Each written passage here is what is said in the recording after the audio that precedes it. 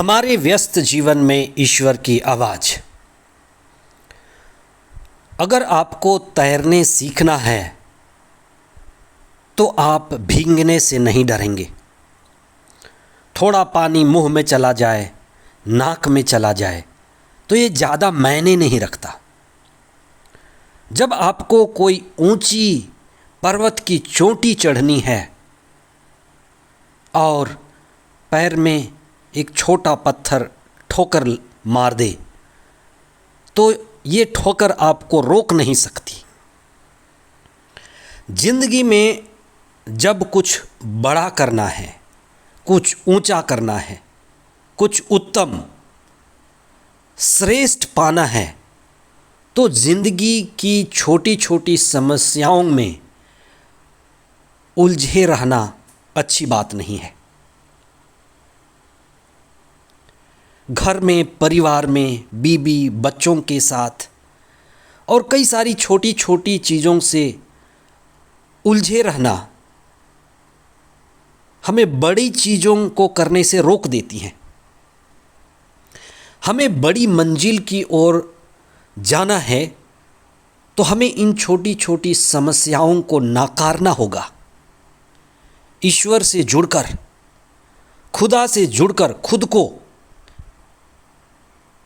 शक्तिशाली बनाना है, खुद में दम पैदा करना है।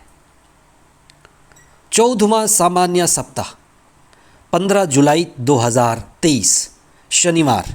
पहला पाठ उत्पत्ति ग्रंथ अध्याय 49 पद संख्याएं 29 से 30 तथा अध्याय 50 पद संख्याएं 15 से 25 तक।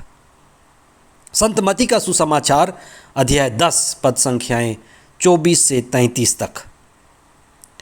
हमारा जीवन बुरी घटनाओं, अच्छी घटनाओं और अनोखी घटनाओं का मिश्रण है, प्रवाह है। इन कई तरह की घटनाओं से गुजरते हुए हमारा जीवन बना है और इसमें हमारा मन अक्सर बुरी घटनाओं और दर्दनाक घटनाओं, पीड़ादायी घटनाओं को ज़्यादा याद रखता है और ये मन का स्वभाव है। आप सोच सकते हैं किस तरह से पहले पाठ में जोसेफ के भाइयों ने उनके साथ कितना दुर्व्यवहार किया। उनके ही अपने भाइयों ने उस पर घोर अत्याचार किया, उसको मारा, उसको पीटा, उसको नीचा दिखाया, उसको कुएं में डाला, उसको जितना बन सकता था अपमानित किया। कितना अमानवीय व्यवहार से उसको परेशान किया और उसे 20 चांदी के सिक्के में बेच भी दिया। लेकिन किस तरह से जोसेफ बड़े शांत ढंग से सब झेलता गया और आगे बढ़ता गया। उसके लिए बड़ी मंजिल निर्धारित थी। वो दृष्टा था, स्वप्न दृष्टा, और भविष्य को देख लेता था। उसे जरूर किसी बड़े अच्छे मंजिल की नज़र थी। जब बड़ा मंजिल मिलने वाला है तो छोटी छोटी बातें हमें नहीं रोक सकती।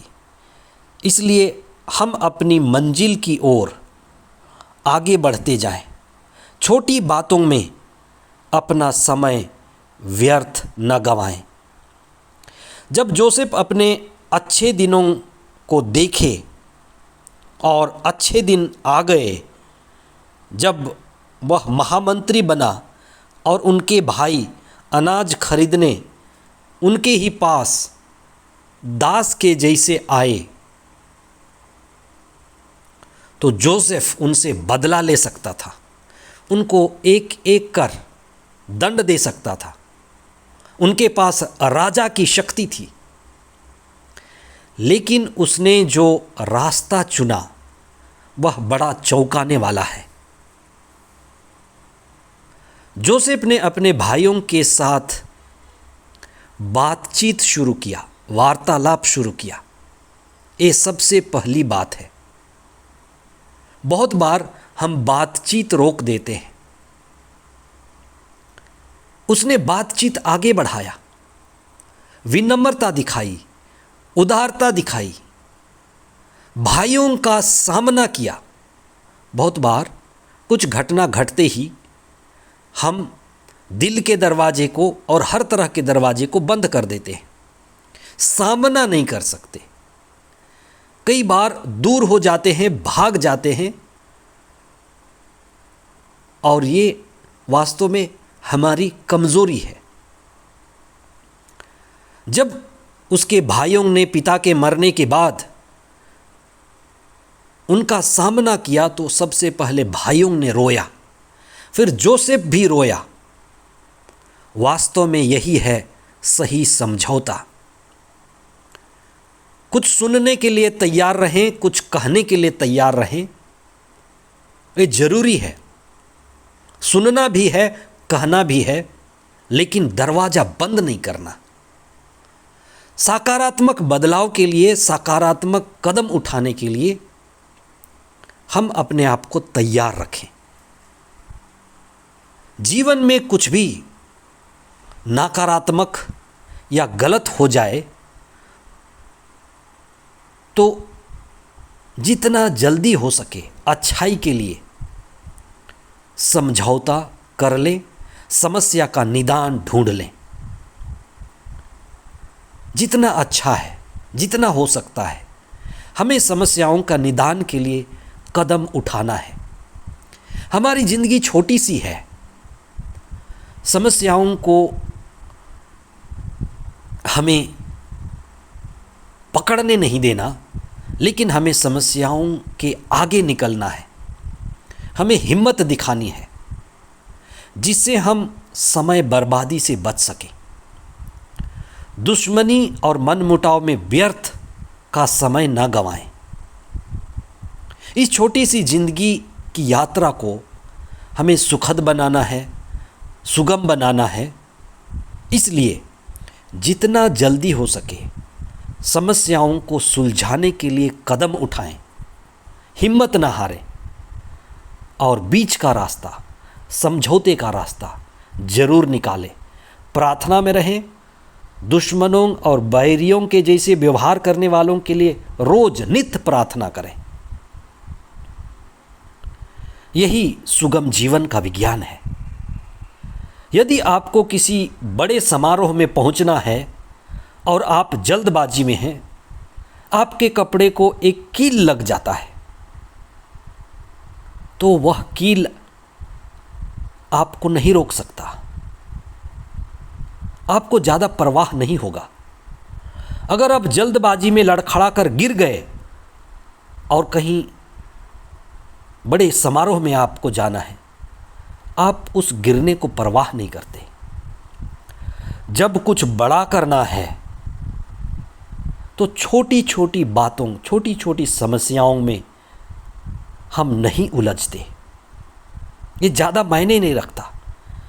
ईसा को कई लोगों ने बेलजबूल कहा, भूतों का अगुआ कहा, अपदूतों का नेता कहा, कुछ ने पेटू कहा, कुछ ने पियंकड़ कहा।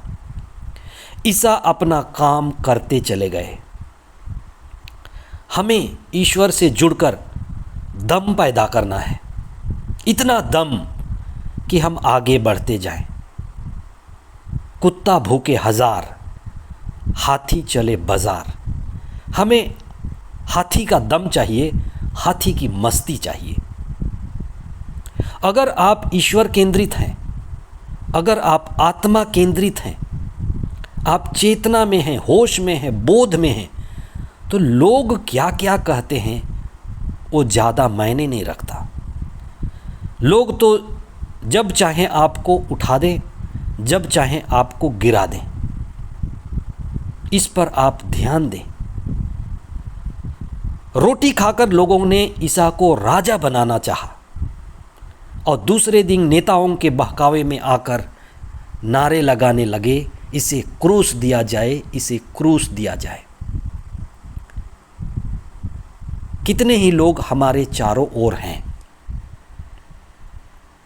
हमें होशपूर्वक जीवन बिताना है, अच्छाई के लिए, सच्चाई के लिए, जीवन की सुगमता के लिए हमें समझौता के लिए तैयार रहना है। जहाँ हमें झुकना है झुकें, जहाँ हमें सुधार के लिए कदम उठाना है सुधार के लिए कदम उठाएं, लेकिन जीवन से हिम्मत न हारें। जिंदगी सीधा रास्ता हाईवे नहीं है, जिंदगी टेढ़ा मेढ़ा है, ऊंचा नीचा है, और इन्हीं से हमें आगे बढ़ना है और इसी में रोमांच है और यही आध्यात्मिकता में बढ़ने का मार्ग भी है। ईश्वर से जुड़े रहें, प्रार्थना करें और सतत आध्यात्मिक उन्नति करते जाएं। आमीन।